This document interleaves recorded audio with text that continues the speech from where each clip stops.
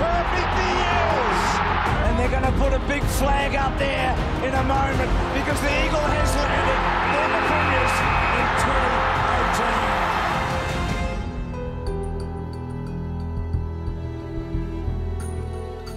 So Sydney, the only team to beat the West Coast Eagles this year. They did it in round 1 and they do it again in round 13. Hold your heads up, I always give Sydney all the respect they deserve. I don't think we say, oh, we missed our shots. I reckon we got beaten. Okay, so we're going to get better, and we've got the whole year to get better. She's a marathon, boys, so nothing will change with us. We're in for you blokes. Eagles great Josh Kennedy is in doubt for Thursday night's clash with Essendon at Optus Stadium. The star big man suffered a heavy knock on his knee 4 days ago against the Sydney Swans. I thought it was just a corky at one stage, so it was kind of in that last quarter early on. I went to kick on my left and just had one of the Sydney boys come through. Just the knee clipped the top of bottom of my knee, top of my leg. Thought it was just a corky because the leg went numb a bit, but I was finding it hard to run around, so we decided to head off to the dock and see if we could fix it up. Couldn't really fix it because it was the whole leg went numb a bit. I couldn't really run towards the back end of that last quarter, but still thought it was just a corky or something like that. Got scanned, it said a little hairline fracture at the top, and I suppose a hairline fracture, it's not a full crack, so we kind of thought, oh, it won't be too long. We'd probably come back a little bit earlier. It's probably my fault, trying to push back when probably didn't need to push, I suppose, coming back that early, and we're in good stead. We just won 11 in a row, but I just want to get out and play. High inside 50, the big guns are flying, and Kennedy is still taking marks. Smith, well, that is near on the perfect tackle. Kennedy in the pocket, options inboard, goes himself, and he plays against the Bulldogs and kicks goals for fun. Had 2 games, it was a bit sore, probably got a couple more knocks on it, I think, which from the games and then flying into training, and it still just was sore a bit running, so we decided to shut it down and aim for the last couple of games of the year.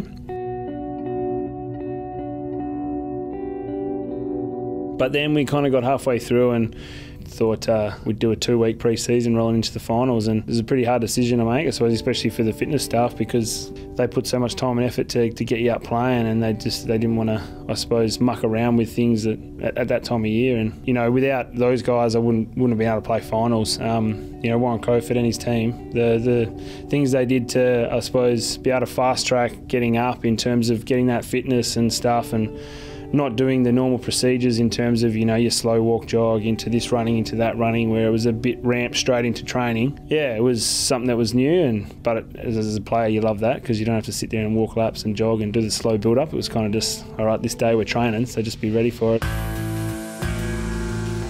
West Coast, I think have been a little bit undersold of just how impressive they've been this year, bearing in mind Nat Nui and bearing in mind Gaff, and a couple of the Darling-Kennedy combination being absent for many games. But they haven't, Bob, been impressive in finals. I know they won after the siren last year against Port, woeful the week after. Their finals record under Adam Simpson is not good. No, it's not. And my gut instinct is that it'll continue again this week, that I think Collingwood might get up. The Collingwood coach has dropped a selection shock, bringing back Adam Treloar, Jeremy Howe and Tyson Goldsack all at once. Look, we're picking our best 22 with the attributes that we think that we need to beat the opposition we're coming up against. We knew the way Collingwood played. We played them around 17. They don't change their system, we don't change ours. So it was pretty much just 2 wills of styles of play against each other, and we knew it was going to be a battle. We begin with West Coast Eagles spearhead Josh Kennedy declaring himself a certain starter for Saturday night's qualifying final against Collingwood. JK, you said on Friday you're right to go. You've had a couple more training sessions. Anything changed? No, nothing's changed, mate. So we got through yesterday and we're training tomorrow, and really looking forward to playing this week. Let's see if Simo picks me. So. He will pick you, don't worry about that. On Saturday, Sheppard will have his hands full again. Pies young guns Jaden Stevenson and Jordan De Goey are both potential match winners for the Pies. I'm sure there'll be times throughout the game where I'll match up on him and Stevenson as well, and we've got a really dangerous forward line, Collingwood, with a lot of talent. So the build-up continues to what is a massive match for Collingwood. The stakes are incredibly high because if they can go to Perth and get the win, they'll be back in Melbourne with a home preliminary final. The only team we're destined to beat is the team we decide to beat. Oh, it's all about us. It's we. It's team. I didn't see a lot of team in some of the games over the weekend. I saw blokes worried about picking the ball up rather than knocking it on. I saw blokes trying to use the footy too much early on when the pressure was too big. This is what we're going to do, and we plan everything we do as a club for tonight. Everything we do. Families, friends and flags, right? It's all about that. We need to get on the front foot with this. We need to start not waiting and absorbing, like I've seen in the last 3 games. We need to start enforcing. The other thing we've been doing all year with TAF is sticking our tackles, right? They're real big, they're really important. Some really good tackles early on. Let's stay connected, both balls and forwards, and our ball movement, let's just take what they give us. Nothing else matters in the world right now other than you blokes and each other. And what kind of spirit we want to play with tonight. Good luck, let's go. First ever final at this amazing new stadium, and the noise is something you have to be here to understand. It's just completely insane. Almost 59,000 in the house here at Optus Stadium. It is a record for an AFL match in Western Australia. There's a real tangible buzz. Last words from Scott Pendlebury. Can they produce something really special here in the West? Some tricks in the trick bag. We'll see a bit of that. Did he push him out? Vardy fly on to the call. He got rid of Grundy. Vardy kicks the first goal. He's got skills. It's that stuttering approach that doesn't look all that convincing. Wow, what about that? Post high. Liam Ryan. Adams just tumbles it forward. Sheppard's a good player. I reckon Brad Sheppard's done his hamstring. I reckon he is gone, and it's a bad one. Yeah, he's gone. He's gone downstairs for some treatment. Doesn't look good. To go in myself, sprinting after the footy, and just went to soccer it. That's probably my first mistake. Never soccer the ball.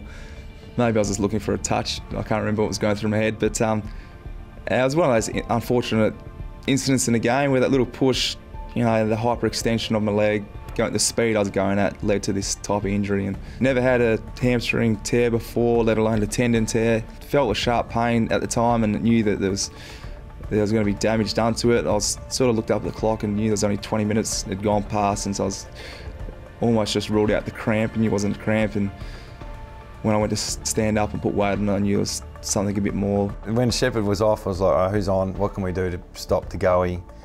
How are we going to manage this? So it was more, he's out of the game, and you know, as much as it's disappointing for Shep, you've got to move on to what are you going to do about it. It's the same with Nick. When Nick went down, it's who's going to ruck for us. So we had those conversations. Yeah, it's unfortunate for Shep, but unfortunately sometimes that happens, and we just had to get a match up and someone to replace what Shep was doing. So Coley managed to do that really well. I was having a chat to Gov out there in the field and Praddy on the bench just to see which is the best way we could just fix that for that period of time. I think Liam Duggan was someone who really stood out through moments of those games. There was a few where Collingwood were out and they could have scored or they could have got a hit up inside 50, but him and Coley were two young kids, I suppose, at the time. You'd Gov, Bunga, guys do it, Shep, they do it all the time, like you see them, so you don't really notice it, but those guys were really stepping up into that role, and there was probably a few moments in the game where they saved the day, and yeah, that really stood out. Goldsack again, Hipno coming out, comes back to Cripps, he loved it off the boot. Shapes up with the right foot bend, beautiful kick. Phillips' kick, this time it is well cut off by McGovern, but he can't control the footy. Stevenson can. The snap is good. Going to take on the man. Adams can run through 50, takes a bounce, steadies. Taylor Adams kicks the goal. And the Pies are showing no sign that they are anything but good things at the moment. They keep finding an answer when required, Richo. Again, it's the Pies with most of the answers. Chance now for Venables. 3/4 time siren. And what a final this is. The Magpies are going to go in at 3/4 time with a 10-point lead. The whole midfield group needed to lift a bit, and Mitch certainly gave us a bake. Look, it was probably something that we needed, and the rocket that we needed to get us over the line. And looking back on it, we definitely stepped it up in that last quarter, and I guess it's a credit to us players, but it's also a credit to the coaches for identifying things that we weren't doing. You know, I still, to this day, think there's a level the boys were getting to which I hadn't seen before. So I just stood back and let him get to work. He does exactly that, Richo. Here comes Kennedy! Can these big stars rise for the West Coast Eagles? What a set shot this would be if he can stick it through. The crowd will tell you everything. Listen to this. The fresh legs, maybe the travel that Collingwood did, maybe the energy they put into the first 3 quarters, who knows. But the last 15 minutes we were running on top of the ground. Ryan's going to sit into a really dangerous spot. The Eagles forwards come at it. Kennedy at the back. LeCras. Where does he go with the footy? It's touched. Darling off a step. Eagles got another one. They hit the front. Ground level. Side bottom's been enormous. Langdon very good. Maynard inside, 50 to go, he's got it. This rising star has kicked a goal. Collingwood answer. I was just out there, garden space, having a coffee, and I knew my half forward or the half forward boys for Collingwood wanted to help the backlines out, so they just went down. So I figured I'm just going to hold back here, not going to let them pass me, and yeah. After that, the ball just happened to be next to me and made the most of my opportunity. To Redden, almost threw it forward. Shuey, Darling in good position. Oh, brilliantly done. Langdon fisted it away. Adams, stolen by Jenner. One-step kick. Can Jenner kick the goal? Jenner can!